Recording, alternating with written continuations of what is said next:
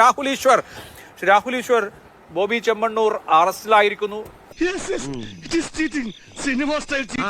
സാധാരണ ഇത്തരം പരാതികളൊക്കെ വന്നാൽ പോലീസ് കുറച്ചൊരു സാവകാശമൊക്കെ എടുക്കുന്നതാണ്. ഇത് വളരെ പെട്ടെന്ന് സ്വിഫ്റ്റ് ആയിട്ടുള്ള ആക്ഷൻ ഉണ്ടായിരിക്കുന്നു. സ്ത്രീ എന്റെ ഒരു വീക്ക്നെസ് ആണ്. കുംഭകോണം നടത്തിക്കോ, ഈ ഇന്ദ്രജിത്ത് കണ്ണടയ്ക്കും.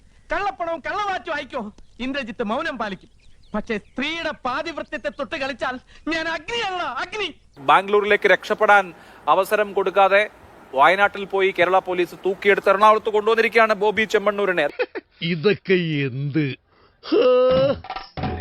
ബോബി ചെമ്മണ്ണൂർ അമിതമായി സംസാരിക്കുകയും അല്ലെങ്കിൽ ഈ രീതിയിൽ മോശമായി സംസാരിക്കുകയും ചെയ്യുന്നത് ശരിയാണെന്ന് ആരും പറയുമെന്ന് എനിക്ക് തോന്നുന്നില്ല. അതൊക്കെ നാട്ടുകാർക്ക് അറിയാവുന്ന കാര്യമല്ല അല്ലേ?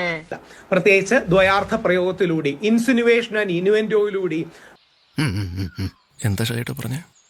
ഒന്നും മനസ്സിലായില്ല, പക്ഷെ കാണിക്കണ്ട. കുന്തി തുടങ്ങിയ വാക്കുകൾ ഉപയോഗിക്കുകയും നടി എന്ന വാക്കിനോട് റൈം ചെയ്യുന്ന മറ്റൊരു വാക്ക് കൂടി പറയുകയും മറ്റും ചെയ്ത് ഒരു കാരണവശാലും അംഗീകരിക്കാൻ കഴിയാത്ത കാര്യങ്ങളാണ്.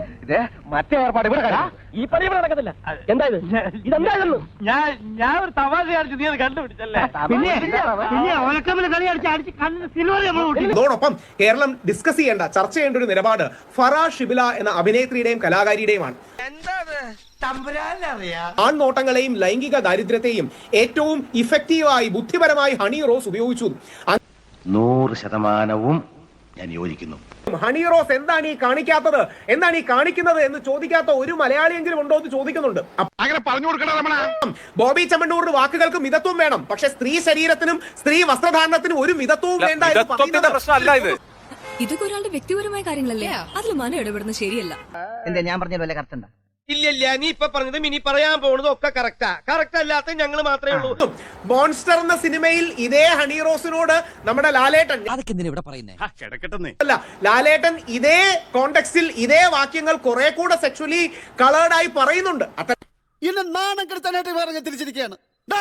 എന്റെ മുമ്പിൽ അത്തരം കാര്യങ്ങളൊന്നും ആരും മറന്നു പോകരുത് എന്ന് മാത്രമേ ഉള്ളൂ.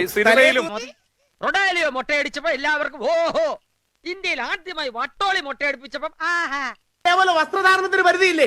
ആവിഷ്കാര സ്വാതന്ത്ര്യത്തിന് പരിധി ഉണ്ടെങ്കിൽ വസ്ത്രധാരണത്തിന് ഇതെന്ത് ന്യായം, ഇതെന്ത് നീതി, പക്ഷെ ചൂഷണം അതാരും ഇതല്ലേ എതിർക്കും.